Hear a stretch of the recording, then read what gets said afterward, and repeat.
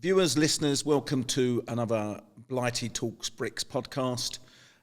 My guest today is someone I know as beautiful, and I kid you not, I genuinely know him as beautiful.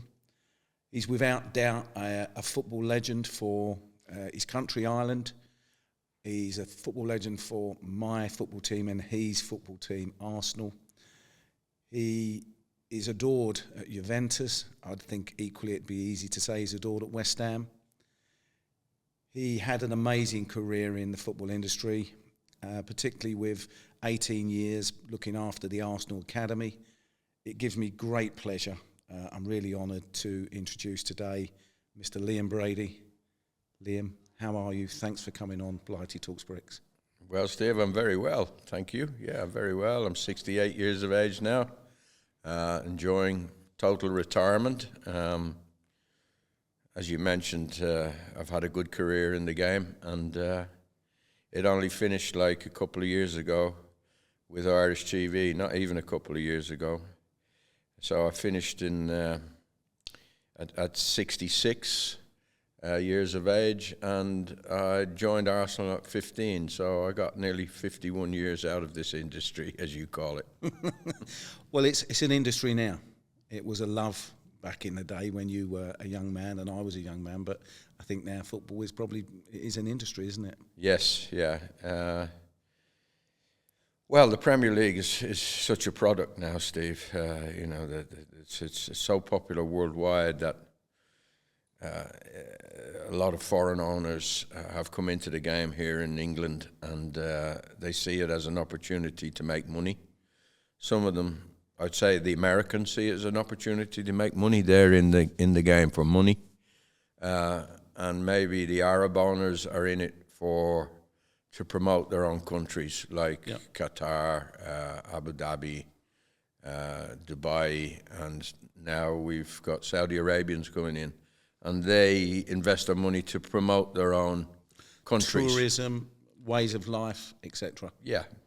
And it's a huge business now. And it's a little bit less appealing to me. I still love my football. I still love watching the game. And getting into arguments with my mates who's playing well and who's not playing well. But the business surrounding the game, I have no interest in anymore. It's very different, and I just want to go back just to take back that difference. When I use that word beautiful, there's a story behind that, and that story is that Arsenal is my local team. We're recording this in Shoreditch in this studio. I was born literally 3 minutes from here. Could have easily swung to West Ham, but was nearer to Arsenal. You're a borderline here, aren't you? Very borderline, but it is quicker to walk to Highbury. And I used to go, when you broke through into the Arsenal team, sort of 1974-ish, I used to go as effectively a 10-year-old with my dad. And he had a group of mates that used to stand on the clock end. They used to go for a couple of beers, but they had to get there early, didn't have seats. They always wanted to be in this particular position on the clock end. And a group of 5 or 6 of them, a few taxi cab drivers, and one of the guys there, he was a bit of a character. He had ginger hair. He was called Ginger, no surprise. And I just remember it stuck with me. My dad was called Alf, and he turned to my dad and he said, Al, he said, have you seen this boy Brady? He's beautiful. He said, the way he glides across the grass, it wasn't always grass at Highbury back then, as you know, but he said, he glides across that grass. He is beautiful. And it stuck with me as a 10-year-old that you were beautiful Brady. And mentioning beautiful Brady, you got your book out. I'm going to reference this because I've just finished it. I have to say, I said to you off air, it's so much better than I thought it was going to be, and I didn't mean that. I mean, the way that's put together, some amazing stories in there, and some things I think will shock a few people as well. But the other thing that did make me laugh when I looked at the front, Johnny Giles, I know is a big pal of yours and somebody that brought you into the international side. He describes you as definitely our most beautiful. So, old Ginger on the clock end, he was quite a good judge of character, wasn't he? Yeah, all those taxi drivers were. So, the other thing, when I was reading through the book, and I've seen other stuff from you, you could have been a Man United player, couldn't you? You was a bit of a Man United fan, as a teenager, a young teenager, but you could have been a Man United footballer. Well, more than a bit. I was a fanatic football fan, and Man United were my team, of course, in those days, in the early 60s, when I was your age, you know, when you first came to Arsenal, 8, 9, 10. Man United were the team, and they had Georgie Best, Bobby Charlton, and Dennis Law. They'd won the league in 65. They won the European Cup in 68. They'd come to Dublin. They came to Dublin, play a couple of European games. I remember they played Waterford in one of the early rounds of the European Cup, and I was up at the airport waiting because somebody around our road worked at the airport and knew what time their flight was coming in, so we were all up there, and we were getting our autographs and went to the match. No, I was a huge Man United fan, and the scout in Dublin at the time was a man called Billy Behan, and Billy was always saying to me, I'm going to take you over, you're just a bit too young yet, I'm going to take you over. And a guy from Arsenal got in first. What happened, Steve, was a chap called Bill Darby, who was around the soccer schoolboy scene in Dublin, wrote to Arsenal. I don't think Arsenal were the only club he wrote to, but he wrote to Arsenal saying, look, Manchester United have the run of the place here. They get all the best young Dublin players and even Irish players from Cork, from Belfast, you know, other hotbed cities of football. And the letter had an effect on Gordon Clark, who was the chief scout, and he said, I'm going to look into this. And he sent one of his trusted scouts over to check Bill out and also check the football scene in Dublin out. And Bill took him to a match where I was playing. And the rest is history. A knock on my door from Malwyn Roberts, who was his trusted scout. Taken over that summer to Arsenal, did well in my trial at 13 years of age. And Arsenal grabbed hold of me then and didn't let me go anywhere else. And they looked after me with football boots on school holidays. I was back over to Highbury and London Colney to do training, just waiting till I was 15 and I could leave school. Malwyn got me, it was Malwyn that got me to Arsenal, the Welsh scout, but on the back of that, Bill Darby got the job. Right. And Bill Darby brought Frank Stapleton the next year, Dave O'Leary the year after that, John Devine the year after that, and I think Niall Quinn was probably... He brought other boys that didn't go on to make it, but 5 of us did well. Well, it was interesting. I mean, one of the chapters in your book, you mentioned North London is green, and it was, wasn't it, for a while? That we had those, and it was great for me as a youngster to identify with young people, you know, coming in through our team, and you could see the love for the team.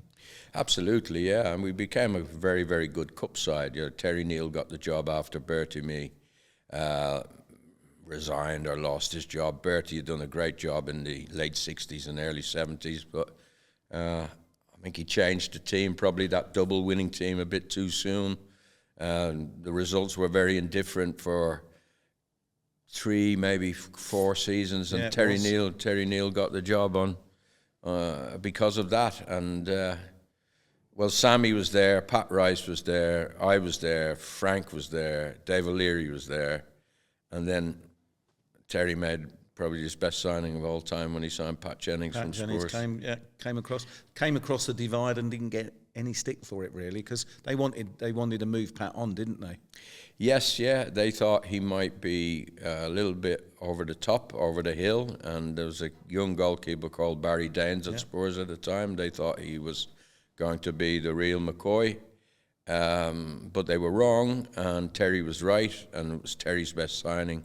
And Pat Jennings is, I'd say he's unique in the football world, Steve, because he's loved by Arsenal and Tottenham supporters equally.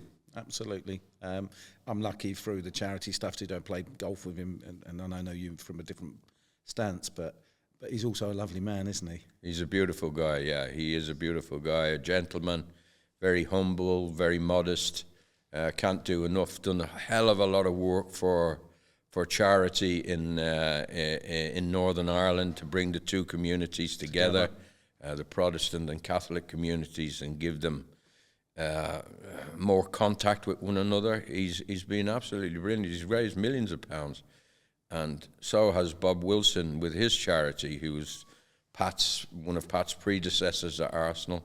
And I think those two goalkeepers should be knighted if it's not too late. Well, I couldn't agree more with that statement. Both of them are just. We would be shocked to find how much money they've actually raised from, and the time they give, the effort they give. Two amazing individuals, and hopefully the New Year's honours see that, and we can see them being. Well, it looks like Keir Starmer's going to get in, and he's a gooner. Well, he's a gooner. We might that's have right. a chance. So, there you go. Well, listen. Get all your listeners to write to Keir Starmer when he becomes Prime Minister and say Jennings and Wilson should be knighted. Well, listen, he's going into government. He ain't got a lot to follow, so hopefully he can crack on with that. Moving back, first team debut at 17, 307 appearances, I think, for Arsenal, 59 goals. I've seen a big number of these appearances and I've seen a big number of these goals. 72 caps for Ireland, 18 goals. When you're talked about as one of the best footballers that's come out of Ireland, that must make you so proud, especially when we think you've mentioned the name George Best. Yeah, we've had some really top footballers, you know. You have to factor in that we're two different countries. You know, you got Northern Ireland and you got the Republic of Ireland, and I suppose Northern Ireland, you think of George Best and you think of Pat Jennings and Derek Dougan. I'm going back in the day. Probably Wolves. Later on, Sammy McIlroy playing for Manchester United, and the Republic have had Johnny Giles, who was probably the best midfielder in the late 60s, early 70s in England. You also had Paul McGrath, great Aston Villa defender, Roy Keane, Manchester United captain, legend. We've had some great footballers come out of Ireland, and to be mentioned as one of them is very makes me very proud. Well, you should be, and this, as I say, I'm going to keep referencing beautiful. It was always lovely to watch you. So at Arsenal, we had that situation. We had 3 FA Cup finals. I was at all 3. They call the Man United game the 20-minute cup final. I think it gets referenced at times. I felt I could have had a heart attack then, and I was still probably, just a young boy. Absolutely. I mean, dominating the game, 2-0 up, and then it just turned around and just that wonderful finish. But I played with golf with a guy the other day, and he was telling me he was at the match, an Arsenal supporter in the United end, right? And when they equalised 2-2, they just went potty, And of course, he was so upset and deflated, but he kept his eye on the game where all the Manchester United just supporters were around. dancing. Yeah, it just went so quickly. He said, "Oh, have a look again. It's 3-2 to us." No, it was just bizarre, very bizarre. And I'm lucky. I've had great times being an Arsenal fan, but that one, the emotions did drift around a bit. We also had a Cup Winners' Cup final. Yeah, we were a great cup side. The last season, my last season at Arsenal, we played so many games. It was incredible because we got to the European Cup Winners' Cup final where we lost to Valencia, and we got to the FA Cup final, and we played Liverpool 4 times in the semi-final. Draw, win 4 times. They were the best team in the league. We beat Juventus in the Cup Winners' Cup semi-final. It was a brilliant season apart from the final 4 days of it or the final week of it. We just ran out of steam, Steve. We didn't have the legs. We were the better team against Valencia in Brussels, and West Ham. They got a fortunate goal early on in the game, and we just couldn't break them down because we just didn't have the energy that we'd had up till then. Well, I think being a sad gooner on both of those results, I think there was another reason I was really sad, because Mr. Beautiful it was decided he was going to leave. You went to Juventus, hence the shirt. I thought most people would sit there and think he's got Liam Brady, is going to be wearing an Arsenal shirt. But I think this might have been the better part of your career in some ways. I think it was considered bold. I think back then that you made that move. A lot of people didn't know then, but there was only one overseas foreign player that Italy would allow into the league. You went there, they gave you the worshipped number 10 shirt, which again is an accolade that doesn't come lightly without any pressure. But when you arrived there, you didn't even show your passport, did you? No. I arrived on a British Airways flight from Heathrow to Turin, summertime. Turin's an industrial city. Fiat, the owner of Fiat was the owner of Juventus. The Agnelli family, Gianni Agnelli, and late July, August. There's nobody in Turin. All the workers go to the seaside or to the mountains or the hills to get away from the heat of the city. And I arrived on a half-empty British Airways plane, and I looked out the window, and it was a bit scary because there was hundreds, if not 1,000, Juventus supporters waiting on the tarmac for me, and the other passengers on the plane were wondering what's going on here. Of course, when I got down the steps of the plane, Trapattoni was there to meet me, who was a great coach for Juventus and lots of other clubs and the Republic of Ireland. I just got lifted shoulder high and marched through the terminal, and I didn't have to show my passport. What was going through your mind then? Because you left your wife back home. You were learning the language, or were you going to start to? Because was you trying to learn German at one point? Yeah, I thought I was going to Bayern Munich. I had an agent called Dennis Roach at the time, and Dennis has since passed, but he became, one of the most important agents in English football or British football, and he was around for must have been 20, 30 years, but he was Glenn Hoddle's agent, he was Trevor Francis' agent, he was my agent, but he told me that Bayern Munich were going to sign me, and I started learning German. I should have got the Italiano out.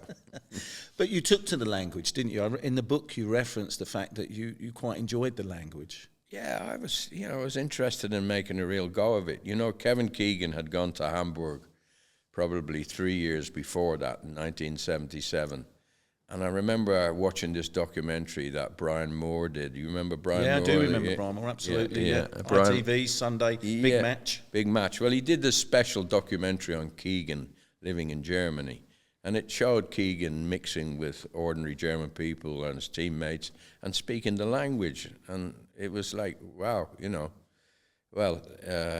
that's the way to do it. He integrated himself in the culture and the tradition of Germany and learned the language and was a brilliant player on the pitch, and he was a brilliant ambassador off the pitch, and I just thought that's the way to do it, and that's what I tried to do when I went to Juventus.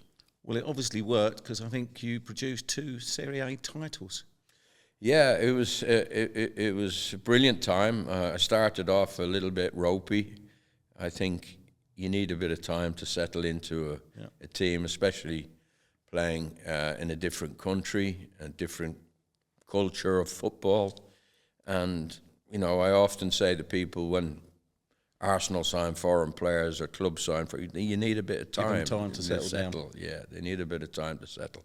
But after 2 or 3 months, I started to play really well, and we went on to win the league in quite dramatic fashion from Rome. Everything seemed brilliant for me then. My first year in Italy, I win the title. I play really, really well. I'm a hero. All the people that said, going to Italy, he won't find it, he won't be able to do it over there, it's too hard, football's too negative, he remarked. But no, it was great, and I really contributed to that league title. Then the second year, I'm in the European Cup for the first time. Back then in the day, it was just one team from Italy. Yeah, and the first round we draw Celtic, Glasgow Celtic, which is another boyhood team of mine. So that was a dream, and I got a great reception in Glasgow from the Celtic supporters. A few years later, when I went to play against Rangers, it wasn't the same reception. Okay, yeah. We'll catch up with that. Yeah. So I'm playing in the European Cup, but we get knocked out by Anderlecht in the next round. We knock Celtic out. We get knocked out by Anderlecht, who the Belgian team was, the Belgian national team was very, very strong, and they had a lot of Anderlecht players in it. But it was disappointing for us to go out. And Juventus had won the league title so many times, Steve, that the Holy Grail really was the European Cup.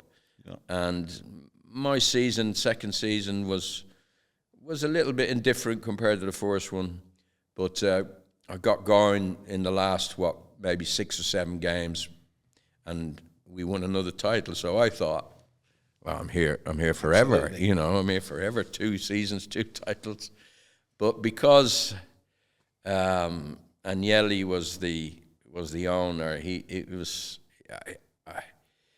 I always reckon he loved Michel Platini. He always thought he was the player he wanted. Yeah. And I think he tried to get Platini before he got me, right, but he couldn't get him. But 2 years later, he could.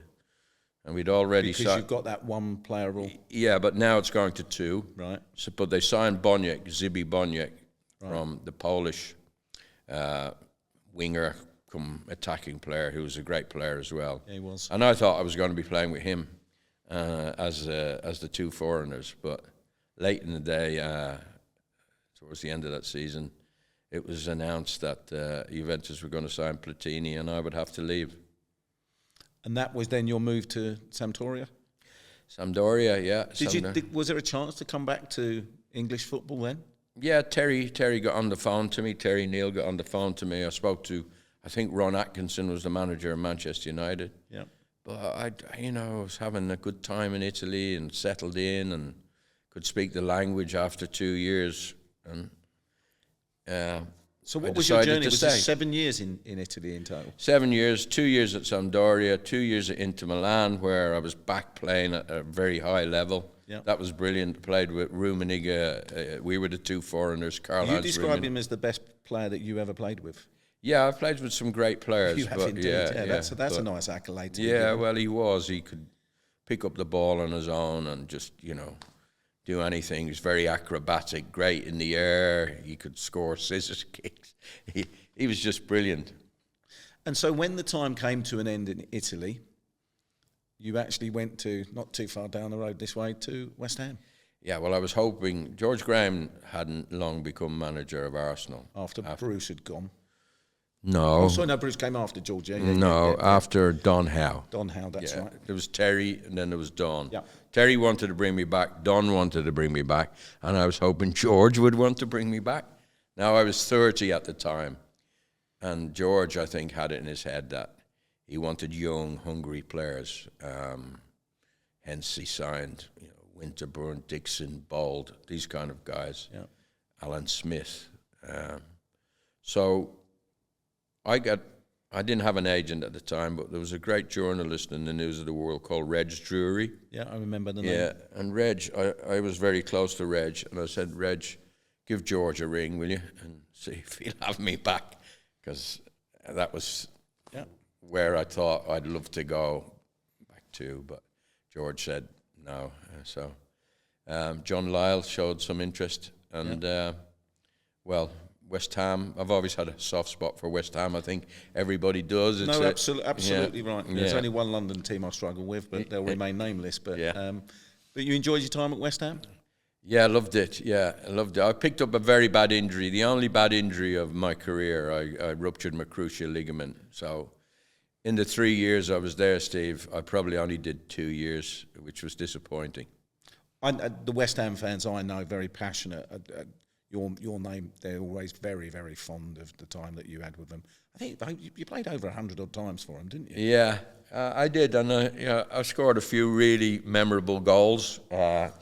But on the whole, because of that one against us, I remember. Yeah, that was a big game for West Ham. They were struggling. We were struggling, and Probably Arsenal were still a bit hungover because I think they won the League Cup about 3 or 4 days before. So beat Luton. No, Liverpool. Yeah, we lost Charlie to them, Nicholas. right, Charlie Nicholas. So we caught them on a good night, let's say, and I scored a very good goal. That was West Ham, and great memories of West Ham. We couldn't win a match in daytime, but at nighttime we could beat anybody. Oh, it was going there was always an unbelievable atmosphere. Upton Park, an amazing place. Not so good being an away fan, but an amazing place to be. So, football career came to an end partly because of the injury.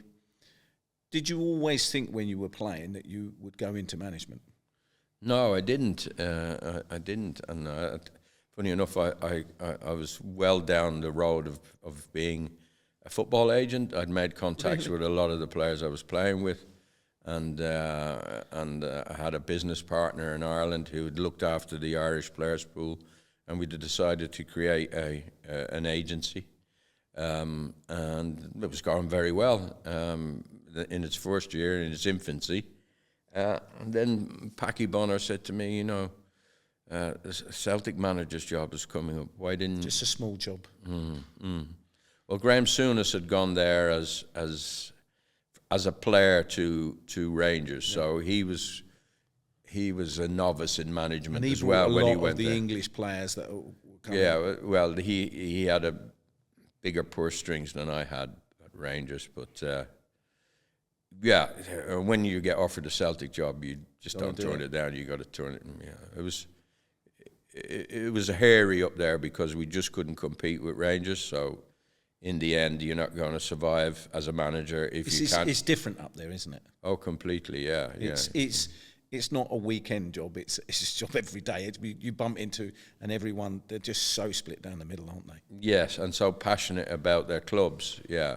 But there was other clubs up there at the time, far better than the league is now, the likes of Aberdeen and Hearts and Hibs, and it was a much more competitive league. But I couldn't top Rangers, so I ended up losing my job. And then I came to Brighton when they were really, really struggling. But when you lose a job in management, you kind of look for a quick fix to get going again. Yeah. And I did well at Brighton, but the people who owned the club didn't have any interest in building up the situation there. They just wanted to sell out, and that's what they did, and they left the fans high and dry, and it took them nearly 20 years to come back to what they were. Well, it's another club. I mean, I was talking last week to somebody about you coming on the podcast and mentioned Brighton. He was a Brighton fan, and again, you're just so fondly remembered there for what you did. And I think a few years we drew Brighton in the cup down there, and you came on the pitch at half time, and the reception you got from both sets of fans was very, very special. Yeah, I still live down there, Steve. I'm very happy down there, and I go to Brighton a couple of times a season. Yeah, I won't be around. I'm going to Italy. I'm going back to Italy when Arsenal play Brighton there next week, just after Easter, isn't it? Yep. So I won't be there, but I'll find a pub in Italy where I'll be watching. Sit down and watch it. Good. One of the things that I don't think you get in the acclaim and the credit you do for was, and it came about when I read in the book, I didn't know, but you actually run what ultimately ended up as the academy. But reading the book, that you mentioned that David Dean was the one that, when you went back to Arsenal, when you sort of finished your management, you decided management wasn't really the way you wanted to be it for you. It was, you wanted to do the football, but you didn't want to do the politics. Yeah, I wanted a connection with football. There's very few jobs that you have a connection in football, and you don't have too much responsibility. But I thought, you know what Arsenal could do with a proper ex-players association. You know, Man United were in a far better position than we were in Liverpool. I think they looked after their ex-players a bit better. And I said to David Dean, I said, can we go out to lunch? And I said, David, look, I've got this idea. I'd like you to give me the job of running the ex-players association, and we keep everybody together, and we get them to help the Arsenal charity, the foundation, and then you help the ones who are a bit down on their luck and so forth, because not everybody got paid very well back in the day, No, and some of them have ended up in a poor situation. That was my idea. One, just to keep myself associated with Arsenal, and two, to look after the old players if I could, you know. And over lunch said, David, that's a very good idea, Liam. He said, but I think I've got a better job for you. And he said, we're going to create a position for someone to run the youth policy. Yeah. And it's going to be independent of the manager, because when managers go, sometimes the whole staff goes. Yeah. So what we're going to do is create a position where you stay and regardless you're given a few years to see if you can build it up. Because we used to have a great youth policy. You know, when you think after me and Dave O'Leary and Frank Staple, and then the likes of the Rocastle, Mickey Thomas, Tony Adams, Paul Merson, Paul Davis. Yeah. You know, it was great. Just unbelievable. And then it went, and then it went. It did. And, you know, probably not enough attention was paid to it, but we had some... When you're getting youngsters do well, the eye can come off the ball a bit, can't it? Yeah, and maybe you were concentrating so much on the first team, and they were doing well, that probably the youth policy was I wouldn't say ignored, but it wasn't the most important thing. I think when Ferguson went to Manchester United, he demonstrated both, didn't he? He did. Yeah, you know, and then... One off, though, wasn't it? Yeah, but, you know, look at the players that have come through all the clubs now. I was watching England last night draw 2-2 against Belgium, and England have got some great young players because of it, people investing in youth policies, you know, and Arsenal have done really well, you know. They did really well. It's a big business now, isn't it? We go back to that, what we said at the beginning of the podcast. It's an industry now. But, I mean... You were there for 18 years. You didn't just go and look after the youth development. You became a bit of a property guru, didn't you, going around to identify somewhere? Well, Richard Carr was one of the directors at Arsenal, and he was designated as my head. It was his job to report back to the board how he thought youth development was going on. And I struck up a great relationship with Richard. And I said, Richard, we need a ground. We were going up to Potter's Bar, playing our matches in amongst adults the kids were changing in the dressing room where the adults were and things like that. It wasn't right, no. So, but Arsenal have always been open to progress.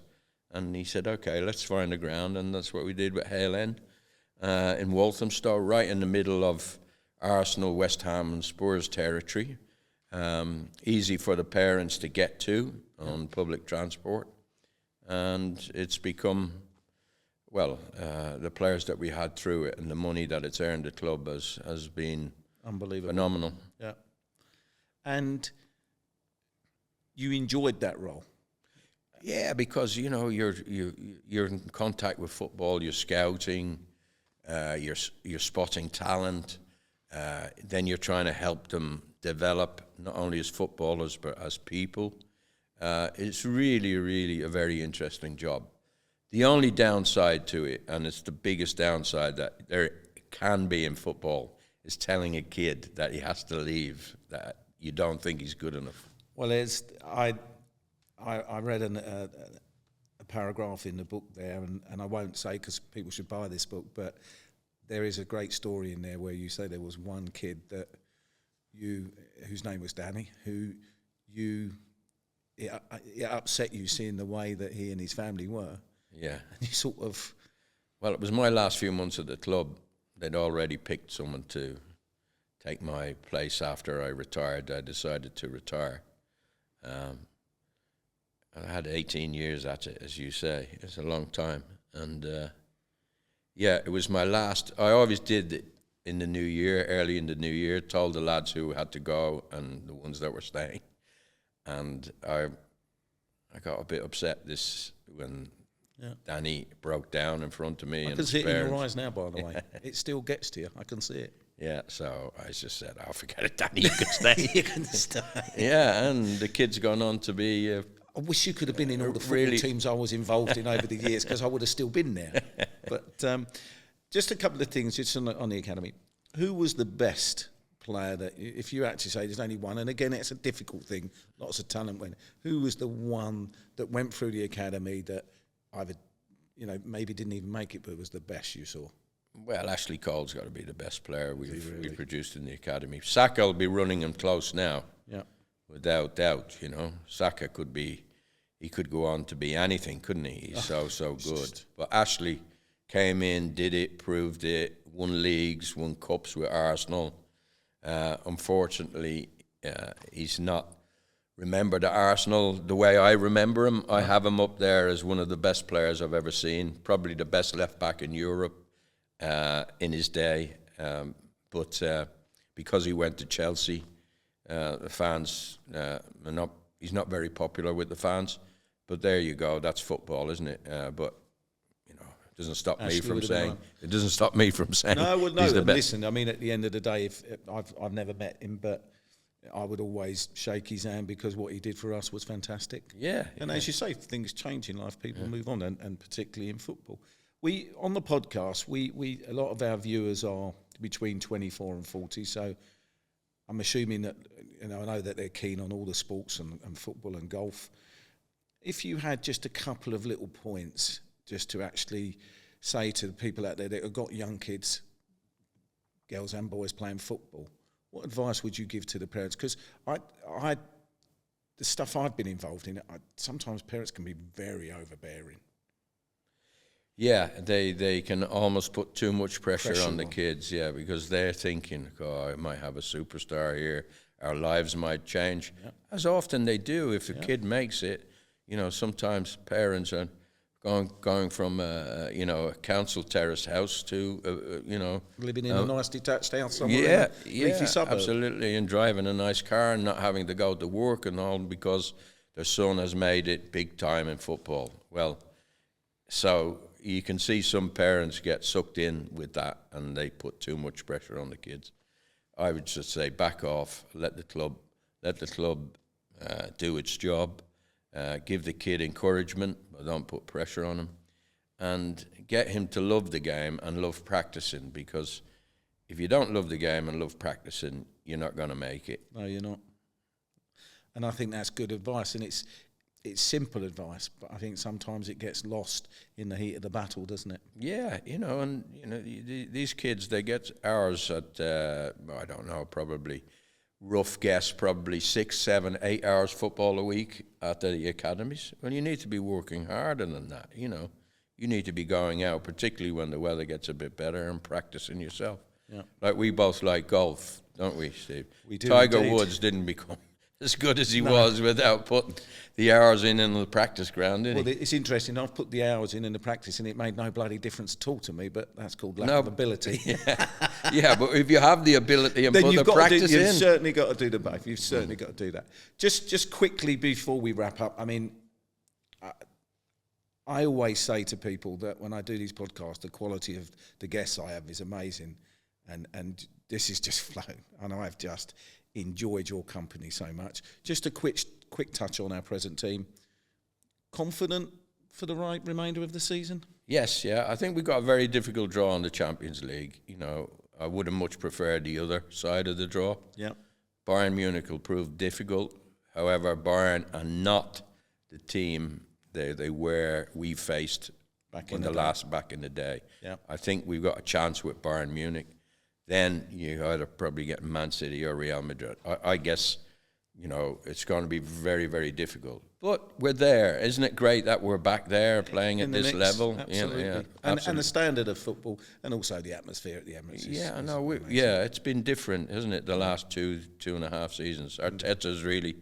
Mikel has really turned it round, and we have a very exciting team. The first 25 minutes against Newcastle was phenomenal. It was just unreal, wasn't it? And if we can play like that for the remainder of the season, or something similar to it, I think we can win the league.